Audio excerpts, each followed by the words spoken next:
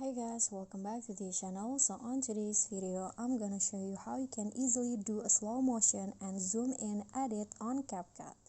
So first just add your clips, then add keyframes on each clip at the beginning and also the end of the clip like this.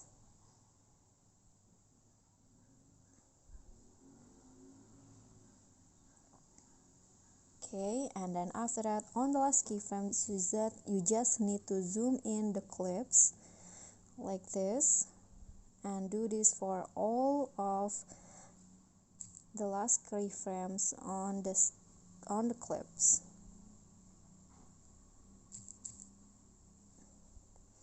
Then after that go in between the clips and then click on it, go in between the keyframes and then go to grabs, select the ease out one.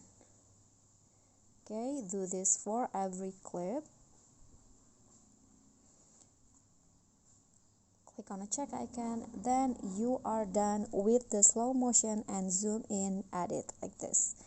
Okay, so that's all for me. Thank you guys so much for watching. Don't forget to like, comment, subscribe, and also click on the thanks below. Bye.